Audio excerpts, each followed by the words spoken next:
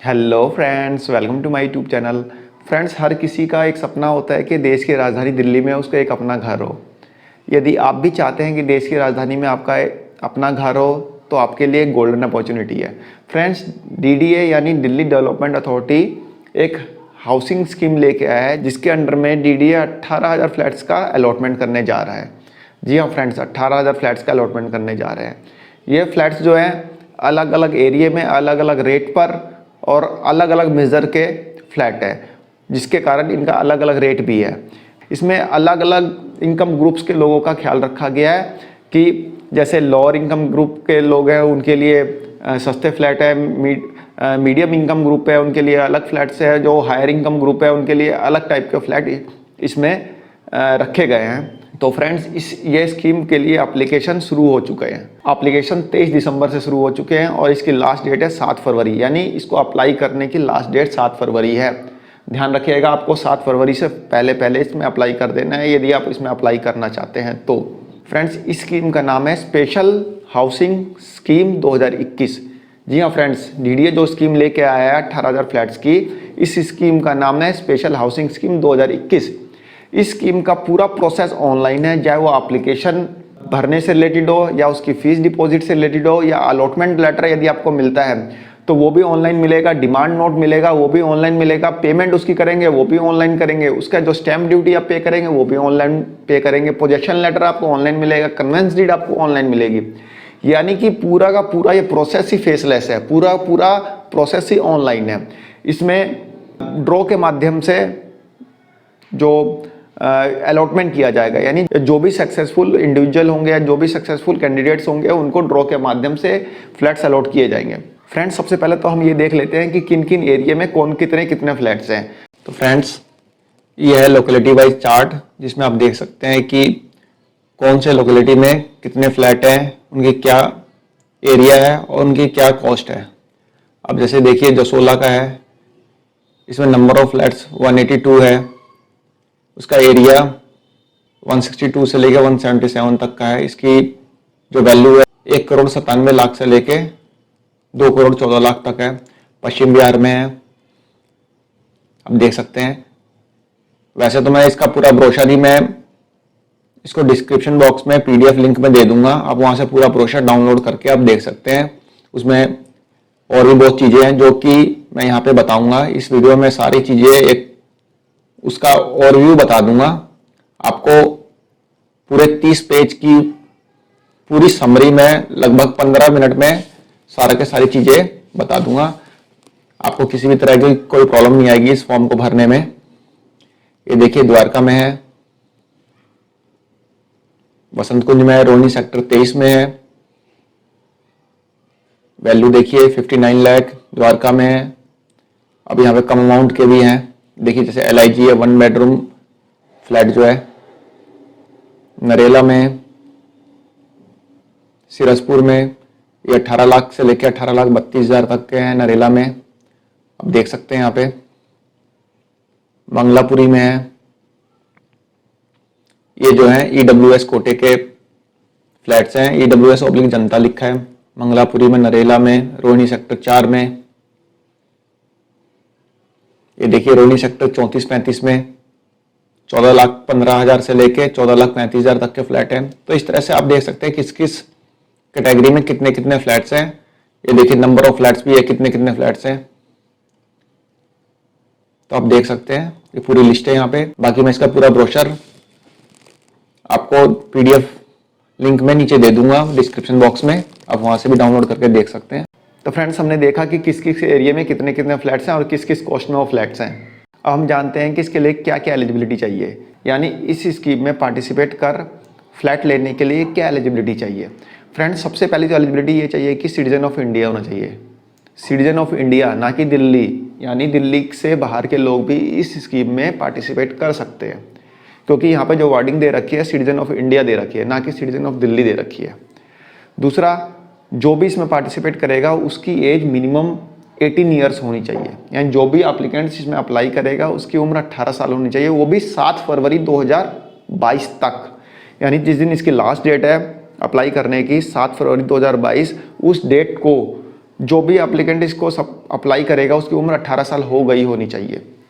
Third जो इसमें eligibility चाहिए है वो है कि एक पर्सन सिर्फ एक एप्लीकेशन ड्रॉप कर सकता है, यानी एक इंडिविजुअल एक एप्लीकेशन ही भर सकता है। नेक्स्ट जो एलिजिबिलिटी है वो है कि यदि आप EWS फ्लैट्स के लिए अप्लाई करते हैं, यानी इकोनॉमिकली वीकर सेक्शन के जो फ्लैट हैं उनके लिए अप्लाई करते हैं, तो आपकी जो ईयरली इनकम होनी चाहिए वो 3 लाख तक होनी चाहिए, यानी 3 लाख से ऊपर नहीं होनी चाहिए। यदि 3 लाख तक आपकी इनकम है तभी आप EWS फ्लैट्स के लिए अप्लाई कर सकते हैं। और आपकी फैमिली इनकम जो है यदि 10 लाख से ऊपर है तब भी आप EWS फ्लैट्स के लिए अप्लाई नहीं कर सकते। यानी इंडिविजुअल यदि एक बंदे की इनकम 3 लाख से ऊपर नहीं होनी चाहिए और उसके घर में यदि मान लो उसकी वाइफ और उसके बच्चे भी नौकरी करने वाले हैं तो उन सबकी इनकम मिला के 10 लाख से ऊपर होती है, तब भी वह EWS फ्लैट्स के लिए अप्लाई नहीं कर सकता। EWS फ्लैट्स के अलावा यदि किसी भी टाइप के फ्लैट्स के लिए आप अप्लाई करते हैं उसमें कोई भी इनकम की कोई बाउंडेशन नहीं है। सिर्फ EWS कोटे के फ्लैट्स के लिए इनकम की बाउंडेशन है 3 लाख इंडिविजुअल या 10 लाख उसकी फैमिली। ठीक है फ्रेंड्स। अब नेक्स्ट आता है कि आपके पास सेविंग अकाउंट होना चाहिए, आपके पास पैन नंबर होना चाहिए। ये सब इसमें एलिजिबिलिटी है। यदि आप इस स्कीम में पार्टिसिपेट करना चाहते हैं तो इन सभी एलिजिबिलिटी को पूरा करना होगा। अब फ्रेंड्स देखते हैं कि इसमें रजिस्ट्रेशन मनी क्या है, यानी यदि आप इन फ्लैट्स के लिए अप्लाई करना चाहते हैं तो उसका रजिस्ट्रेशन मनी कितनी डिपॉजिट करनी पड़ेगी, यानी उसकी एप्लीकेशन मनी। यदि आप EWS कोटे के फ्लैट्स के लिए अप्लाई करना चाहते हैं तो उसकी एप्लीकेशन मनी या रजिस्ट्रेशन मनी है 25,000 रुपये। LIG फ्लैट के लिए अप्लाई करना चाहते हैं उसकी रजिस्ट्रेशन मनी है 1 लाख रुपये। MIG फ्लैट्स के लिए अप्लाई करना चाहते हैं तो उसकी रजिस्ट्रेशन मनी है 2 लाख रुपये। और HIG फ्लैट्स के लिए अप्लाई करना चाहते हैं तो उसकी एप्लीकेशन मनी या रजिस्ट्रेशन मनी है 2 लाख रुपये। ये तो हो गई इनकी रजिस्ट्रेशन मनी, यानी EWS के लिए 25,000, LIG के लिए 1 लाख, MIG के लिए 2 लाख और HIG के लिए 2 लाख। इसके साथ इसकी प्रोसेसिंग फीस भी पे करनी पड़ेगी। इन सब के लिए प्रोसेसिंग फीस जो है फ्लैट रखी गई है, यानी यदि आप EWS के लिए अप्लाई करें या LIG, HIG और MIG किसी भी तरह के फ्लैट्स के लिए अप्लाई करते हैं तो उसकी प्रोसेसिंग फीस 2,000 रुपये रखी गई है। ये प्रोसेसिंग फीस जो है जो आपकी एप्लीकेशन मनी है या रजिस्ट्रेशन मनी जिसको आप बोल सकते हैं 25,000, 1 लाख, 2 लाख जो मैंने बताई, उसके अलावा एक्स्ट्रा है। यानी आप यदि EWS कोटे के फ्लैट्स के लिए अप्लाई करेंगे तो आपके टोटल जो पैसे लगेंगे वो 25,000 प्लस 2,000 27,000, LIG के लिए 1 लाख 2,000, MIG के लिए 2 लाख 2,000 और HIG के लिए 2 लाख 2,000। और जो रिजर्व कैटेगरी के जो एप्लीकेंट्स होंगे, यानी जो SC ST होंगे या फिर दिव्यांग लोग होंगे, यदि वह इस स्कीम में पार्टिसिपेट करते हैं तो उनके लिए प्रोसेसिंग फ़ीस सिर्फ 1,000 रुपये है। एप्लीकेशन फ़ीस तो रहेगी, यानी जो रजिस्ट्रेशन फ़ीस रहेगी वो 25,000, 1 लाख, 2 लाख, 2 लाख जो मैंने बताई है वो तो सेम रहेगी, बट जो प्रोसेसिंग फ़ीस मैंने 2,000 रुपये बताई थी ना, उसके जगह पे वो उनको सिर्फ 1,000 रुपये प्रोसेसिंग फ़ीस देना पड़ेगा। और फ्रेंड्स जो ये प्रोसेसिंग फ़ीस होगी ना, ये नॉन रिफंडेबल होगी, यानी आपका ड्रॉ में नाम आए या ना आए, आपको ये प्रोसेसिंग फ़ीस जो है जो 2,000 रुपये या 1,000 रुपये रिजर्व कैटेगरी के लोग भरेंगे वो रिफ़ंड नहीं होगी।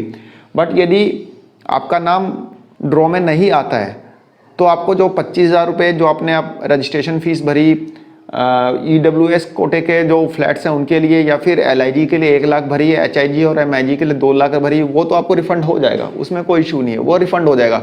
बट जो प्रोसेसिंग फ़ीस है ना वो नॉन रिफंडेबल है। ठीक है फ्रेंड्स।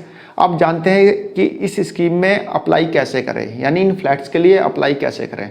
फ्रेंड्स इसको अप्लाई करने का सिर्फ एक ही सोर्स है, वह है DDA की ऑफिशियल वेबसाइट, और वो वेबसाइट है www.dda.gov.in। इस वेबसाइट के अलावा आपको कहीं से भी अप्लाई नहीं करना है, ये ऑफिशियल वेबसाइट है, आपको यहीं से जाके अप्लाई करना पड़ेगा। फ्रेंड्स इसमें एप्लीकेशन भरने का प्रोसेस, रजिस्ट्रेशन फ़ीस पेमेंट का प्रोसेस, डिमांड लेटर का यदि आपको मिलता है, यदि आप सक्सेसफुल होते हैं तो आपको डिमांड लेटर जो मिलेगा वो भी ऑनलाइन मिलेगा, यानी इसमें पूरा का पूरा प्रोसेस ही ऑनलाइन है, जो मैं आपको ऑलरेडी बता चुका हूँ। इसमें ऑफलाइन कोई काम नहीं है, सिर्फ एक काम है ऑफलाइन, वो है यदि आपको अलॉट हो जाता है तो जाके रहना, वो तो ऑफलाइन ही रहोगे ना, वो थोड़ा ऑनलाइन रह लोगे। तो इसीलिए आपसे रिक्वेस्ट है कि आप जब इस स्कीम में अप्लाई करेंगे तो इसका जो लॉगिन आईडी और पासवर्ड होगा ना वो बहुत संभाल के रखेंगे, क्योंकि सारा प्रोसेस ही ऑनलाइन है। और इसको अप्लाई करने के बाद भी जब इसका ड्रॉ निकलेगा तो वो भी आपको ऑनलाइन ही पता चलेगा, उसका रिजल्ट भी ऑनलाइन ही आएगा। फ्रेंड्स, जब आप इस स्कीम में अप्लाई करेंगे, यानी जब एप्लीकेशन फॉर्म फिल करेंगे, तो उस समय आपको कोई डॉक्यूमेंट्स देने की कोई ज़रूरत नहीं है, कोई डॉक्यूमेंट्स नहीं लगेगा अप्लाई करते समय। सिर्फ जब आप सक्सेसफुल होते हैं, यानी आपका अलॉटमेंट में आपका नंबर आ जाता है, तभी आपको अपने डॉक्यूमेंट सबमिट करने पड़ेंगे। और फ्रेंड्स, जान लेते हैं इसमें रिफ़ंड का क्या रूल होता है। जैसे मान लीजिए अलॉटमेंट हुआ और आपको अलॉट नहीं हो पाया फ्लैट, यानी आप अनसक्सेसफुल रहे, तो जो आपका पेमेंट जो आपने जमा किया है, एप्लीकेशन मनी या फिर रजिस्ट्रेशन मनी, वो आपको पूरा का पूरा रिफ़ंड हो जाएगा। उसके लिए ज़रूरी है कि जब आप अप्लाई कर रहे होंगे ना, उस समय जो बैंक अकाउंट डिटेल आप उसमें डालेंगे, बिल्कुल सही डालेंगे। उसमें IFSC code, bank account number, सारी डिटेल बिल्कुल सही डालना है, बहुत ध्यान से, 2-3 बार क्रॉस चेक करके। क्योंकि यदि ड्रॉ में आप अनसक्सेसफुल रहते हैं तो उसका सारा पेमेंट जो रिफंड का होगा उसी अकाउंट में आएगा। यदि आपने जॉइंट नेम से अप्लाई किया है, ये भी सुन लीजिए ज़रा ध्यान से, यदि आपने जॉइंट नेम से फ्लैट के लिए अप्लाई किया है और जो आपका रिफंड होगा ना, उसमें यदि अनसक्सेसफुल होता है, तो जो फर्स्ट नेम होगा ना, जो फर्स्ट नेम वाले का account, suppose that Manoj Kumar और सीमा देवी ने मिलकर जॉइंट नेम पे फ्लैट के लिए अप्लाई किया, तो जो उसका जो रिफंड आएगा वो जो फर्स्ट नेम मनोज कुमार के नाम पे रिफंड आएगा, यानी मनोज कुमार के अकाउंट में रिफंड आ जाएगा। सपोज डैट अपने एप्लीकेशन की जो फीस है वो आपने पे कर दी अपनी कंपनी, अपने फर्म के अकाउंट से, तब भी कोई इशू नहीं है। आपके सेविंग अकाउंट में जो आपने अकाउंट नंबर वहाँ पे मेंशन किया होगा, वहाँ पे सेविंग अकाउंट नंबर मेंशन करना है, कोई करंट अकाउंट नंबर मेंशन ना कर दे, क्योंकि इसकी एलिजिबिलिटी है सेविंग अकाउंट होना चाहिए। तो इसलिए जो आपका सेविंग अकाउंट नंबर वहाँ मेंशन होगा, उसी में आपका रिफंड आ जाएगा। फ्रेंड्स, अब बात करते हैं सक्सेसफुल एप्लीकेंट्स के रिफंड के बारे में। सक्सेसफुल एप्लीकेंट्स का मतलब है जिसका ड्रॉ में नाम आ गया है, यानी जिसको अलॉट हो गया फ्लैट, उसके रिफंड के बारे में। अब आप बोलेंगे जिसको फ्लैट अलॉट हो ही गया तो उसको रिफंड किस बात का? फ्रेंड्स, उसको रिफंड इस बात का कि यदि उसका ड्रॉ में नाम आ गया और वो मना कर देता है, भाई मैं तो फ्लैट नहीं लूँगा, तब उसको जो उसने एप्लीकेशन मनी भरी है, जो रजिस्ट्रेशन फीस भरी है, उसका रिफंड कैसे मिलेगा? फ्रेंड्स, यदि ड्रॉ में नाम आ गया और अलॉटमेंट लेटर मिलने के 15 दिन के अंदर अंदर वो मना कर देता है कि हाँ भाई मुझे नहीं चाहिए फ्लैट, तो जितना उसने एप्लीकेशन मनी भरी है या रजिस्ट्रेशन फीस भरी है, उसका 10% कट जाएगा। 10% कट जाएगा, बाकी उसको पैसा रिफंड मिल जाएगा। या तो 10% कटेगा या मैक्सिमम 10,000 रुपये कटेगा। देखिए, 10% यदि EWS में आपने भरा है तो 10% यानी 2,500 रुपये कट जाएगा।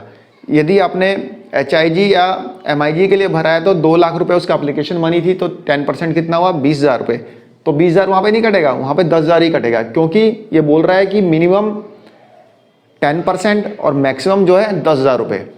तो यदि 15 दिन के अंदर अंदर वो रिफ्यूज़ कर देता है कि हाँ भाई मुझे फ्लैट नहीं चाहिए, तो उसको 10% या 10,000 रुपये काट के उसका पैसा उसको रिफंड कर दिया जाएगा।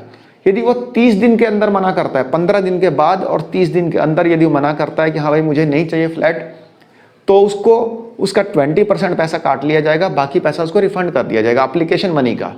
यदि वो 31 दिन बाद और 50 दिन के पहले बताता है तो उसको 50% पैसा काटा जाएगा। यदि वो 90 दिन बाद बताता है तो उसको 1 रुपया नहीं मिलेगा, उसको कुछ नहीं मिलेगा। ये जो फ्लैट्स की जो 18,000 फ्लैट्स की जो स्कीम निकली है, इसमें 15% जो फ्लैट्स हैं वह SC कैटेगरी के लिए रिजर्व है, 7.5% जो फ्लैट हैं वो है ST कैटेगरी के लिए रिजर्व है, 5% जो फ्लैट हैं वो है फिजिकली हैंडीकैप्ड लोगों के लिए रिजर्व है, और 1% जो फ्लैट है वो एक्स सर्विसमैन के लिए रिजर्व है। फ्रेंड्स, अब हम बात करते हैं कि यदि ड्रॉ में आपका नाम आ गया है, तो ड्रॉ में नाम आने के बाद और पोजीशन से पहले कौन कौन से डॉक्यूमेंट्स हमें डिपॉजिट करने पड़ेंगे या कौन कौन से डॉक्यूमेंट्स हमें सबमिट करने पड़ेंगे। सबसे पहला जो डॉक्यूमेंट्स होगा वो होगा आपका पैन कार्ड।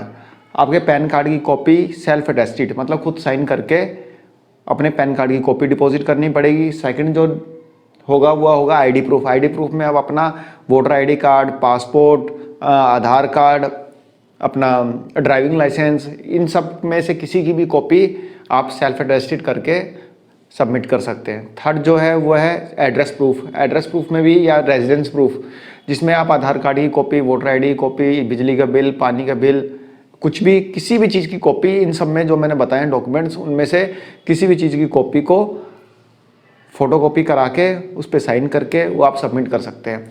नेक्स्ट जो आता है कि वो आता है income certificate. But income certificate सिर्फ उन्हीं लोगों के लिए है जिन्होंने EWS कैटेगरी के फ्लैट्स के लिए अप्लाई किया है। अदर्स के लिए कोई ज़रूरत नहीं है इनकम सर्टिफिकेट की। तो इनकम सर्टिफिकेट सिर्फ EWS कैटेगरी के फ्लैट एप्लीकेंट्स के लिए ही है। अब जानते हैं जिन्होंने रिजर्व कैटेगरी के फ्लैट्स के लिए अप्लाई किया है, यानी SC ST कैटेगरी या फिर हैंडीकैप कैटेगरी के फ्लैट्स के लिए अप्लाई किया है, तो उनके लिए है। यदि आपने SC ST कैटेगरी के फ्लैट्स के लिए अप्लाई किया है तो आपके पास SC ST का सर्टिफिकेट होना चाहिए और हैंडीकैप्ड सर्टिफिकेट होना चाहिए यदि आपने हैंडीकैप्ड कोटे के फ्लैट्स के लिए अप्लाई किया है। जिन्होंने रिजर्व कैटेगरी के फ्लैट्स के लिए अप्लाई किया था उनके पास रिजर्व कैटेगरी के सर्टिफिकेट्स के अलावा पैन कार्ड होना चाहिए, ID प्रूफ होना चाहिए, एड्रेस प्रूफ होना चाहिए। और उसके बाद इन सब डॉक्यूमेंट्स को पूरा करने के बाद आपके पास आपके बैंक स्टेटमेंट या पासबुक की फ़ोटोकॉपी आप लगाएंगे, जहाँ पे ये शो होगा कि आपने जो पेमेंट आपने की होगी ना फ्लैट की, जैसे आपका ड्रॉ में आ गया 8 लाख का फ्लैट है, 10 लाख का फ्लैट है, 15 लाख का फ्लैट है, तो आपने NEFT RTGS के जरिए जो भी पेमेंट की होगी तो आपके पासबुक में उसकी एंट्री होगी या फिर बैंक स्टेटमेंट में उसकी एंट्री होगी। उस स्टेटमेंट को आपको वहाँ पे लगाना है सेल्फ अटेस्टेड करके, जिसमें यह शो हो जाए कि आपने पेमेंट कर रखी है। तो उसको हाईलाइट करके आप अपनी स्टेटमेंट की कॉपी लगाएंगे। उसके बाद 2 एफिडेविट लगेंगे। इन एफिडेविट्स का जो फॉर्मेट है वो ऑलरेडी DDA ने अपने ब्रोशर में दे रखा है। DDA का पूरा ब्रोशर मैं आपको अपने डिस्क्रिप्शन बॉक्स में PDF लिंक के थ्रू प्रोवाइड करा दूंगा, आप वहां से डाउनलोड कर सकते हैं। पूरे 30 पेज का ब्रोशर, आप चाहें तो उसे भी डाउनलोड करके देख सकते हैं। उसी में एफिडेविट के फॉर्मेट दिए हुए हैं, आप यहाँ पे भी देख सकते हैं। ये देखिए एनेक्सर C है, ये एक एफिडेविट बनेगा, और ये एनेक्सर D है, ये भी एक एफिडेविट बनेगा। और एक अंडरटेकिंग देनी है एनेक्सर E में, ये एनेक्सर E का भी फॉर्मेट आप देख सकते हैं। ये सभी स्टैम्प पेपर पर बनेंगे। और एक एनेक्सर F में, ये देख सकते हैं आप एनेक्सर F, इसमें यदि आप मैरिड हैं तो पति पत्नी दोनों के एक एक फ़ोटो लगेगी और 3-3 साइन होंगे।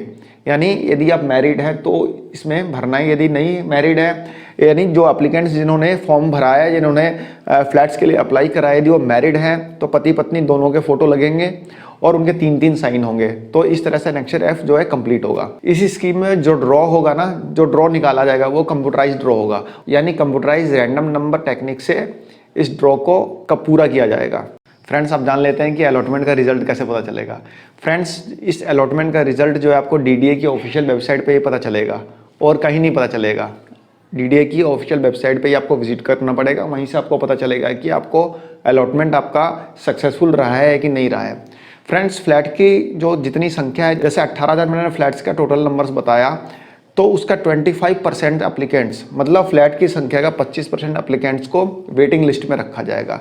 यदि उनके नाम का ड्रॉ नहीं निकला तो उनको वेटिंग लिस्ट में रखा जाएगा, जिसकी वैलिडिटी 10 मंथ्स की होगी। हो सकता है कोई जिनको अलॉटमेंट किया गया वो फ्लैट ले ही ना, ये भी हो सकता है ना, उसलिए वेट लिस्ट में रखा जाता है। फ्रेंड्स, डिमांड लेटर इशू होने के 90 दिन के अंदर अंदर आपको पेमेंट करनी होगी, और डिमांड लेटर जो है वो आपको ऑनलाइन ही इशू होगा, और आपकी अपनी रिस्पॉन्सिबिलिटी है कि आप DDA की वेबसाइट को रेगुलर विजिट करें और अपना लॉगिन ID में एंटर करके आप देखते रहें कि आपको डिमांड नोट मिला नहीं मिला, क्या अलॉटमेंट हुई नहीं हुई, इन सब चीज़ों को देखना आपका काम है। और 90 दिन के अंदर अंदर डिमांड लेटर मिलने के 90 दिन के अंदर अंदर आपको पेमेंट करनी होगी। यदि पेमेंट नहीं करते तो 10% पर एन्यूम के हिसाब से सिंपल इंटरेस्ट लगेगा, वो भी मैक्सिमम 6 महीने तक। यदि 6 महीने तक भी आपने पेमेंट नहीं की ना तो आपका अलॉटमेंट जो है कैंसिल कर दिया जाएगा। अब बात करते हैं कि मेथड ऑफ पेमेंट की, मतलब पेमेंट का मेथड क्या होगा। फ्रेंड्स, आप इसकी पेमेंट जो है NEFT RTGS या नेट बैंकिंग के थ्रू कर सकते हैं, कोई इशू नहीं, आप कर सकते हैं, या किसी रिलेटिव के अकाउंट से भी कर सकते हैं। रिलेटिव का मतलब ऐसा नहीं आपने मौसा मामा के अकाउंट से कर रहे हो, इसमें स्पेसिफाइड रिलेटिव दिए गए हैं, जैसे father, mother, grandson, grand daughter, ये कुछ स्पेसिफिक रिलेटिव दिए गए हैं। मैं वैसे तो आपको DDA के पूरे ब्रोशर का PDF लिंक मैं आपको प्रोवाइड करा ही रहा हूँ अपने डिस्क्रिप्शन लिंक में, वहाँ से आप देख भी सकते हैं। बाकी मैं आपको यहाँ पे एक ओवरव्यू बता दे रहा हूँ कि इसमें क्या क्या इसमें क्या क्या चीज़ें दी गई हैं। अब बात आती है, क्या इन फ्लैट्स को खरीदने के लिए बैंक से लोन ले सकते हैं। जी हाँ फ्रेंड्स, इन फ्लैट्स को खरीदने के लिए बैंक से लोन ले सकते हैं। इस फ्लैट का पोजेशन कब मिलेगा। देखिए फ्रेंड्स, सभी ड्यूज पे करने के बाद और सभी फॉर्मेलिटीज़ पूरी करने के बाद, यानी कि जो भी इसका पेमेंट फ्लैट्स का जो भी कॉस्ट होगी उसको पूरा पेमेंट करने के बाद, और जो भी डॉक्यूमेंट्स वगैरह की रिक्वायरमेंट DDA को है, उन सभी डॉक्यूमेंट्स को आप सबमिट करने के बाद आपको इसका पोजेशन मिल जाएगा। लेकिन जो EWS क्लास की कैटेगरी के जो फ्लैट हैं उसमें एक शर्त यह है कि उसको 5 साल तक आप सेल नहीं कर सकते। 5 साल तक आपको फ्लैट अपने पास रखना ही पड़ेगा, उसके बाद ही आप सेल कर सकते हैं। 5 साल से पहले सेल नहीं कर सकते। फ्रेंड्स, इस स्कीम की सबसे अच्छी बात यह है कि आप अप्लाई करने से पहले ये जो फ्लैट बने हुए हैं आप जाके देख सकते हैं। आप कभी भी जाके देख सकते हैं, हफ्ते के 7 दिन। DDA ने अपने ब्रोशर में हर एरिया के इंजीनियर का नंबर दे रखा है। उस इंजीनियर को आप फ़ोन करके हफ्ते के किसी भी दिन सुबह 10 से लेकर शाम को 6 बजे के बीच में कभी भी जाके आप इन फ्लैट्स को देख सकते हैं, अंदर से जाके देख सकते हैं फ्लैट्स के। और यदि आपको पसंद है तभी आपको अप्लाई करने की ज़रूरत है, नहीं तो ज़रूरत नहीं है। तो ये बात मेरे को सबसे अच्छी लगी DDA की। आप देख सकते हैं फ्रेंड्स, ये सभी इंजीनियर्स के नंबर दे रखे हैं हर एरिया वाइज। यदि आप फ्लैट्स देखना चाहते हैं तो इनके मोबाइल पे कॉल करके इनको जाके ये आपको फ्लैट्स दिखाएंगे। DDA के ब्रोशर में ये सारे नंबर आपको मिल जाएंगे, मैं आपको यहाँ पे भी दिखा दे रहा हूँ। तो फ्रेंड्स, ये DDA की स्कीम 2021 के ऊपर एक छोटा सा वीडियो था जिसमें मैंने आपको DDA ने जो भी स्कीम निकाली है उसके बारे में एक ओवरव्यू दिया है। मैंने लगभग उन सभी पॉइंट्स को टच किया है जो कि आपको इस 30 पेज के ब्रोशर में देखने को मिलेंगे। आपको यदि फिर भी कोई डाउट इसमें नज़र आता है या कोई भी आपको परेशानी होती है, कोई कुछ भी इसमें कुछ समझ में नहीं आता, तो आप मुझे कमेंट बॉक्स में पूछ सकते हैं, मैं वहाँ पे आपको रिप्लाई दे दूँगा। और अपने नेक्स्ट वीडियो में DDA के इस फॉर्म को पूरी तरह से अप्लाई करके आपको दिखाऊंगा और आपको समझाऊंगा कि किस कॉलम में क्या भरा जाएगा। पूरी चीज़ आपको बताऊंगा यहाँ पे, आपको कोई भी टेंशन लेने की ज़रूरत नहीं है। तो फ्रेंड्स, छोटी सी वीडियो थी, आशा करता हूँ आपको पसंद आई होगी। धन्यवाद, नमस्कार।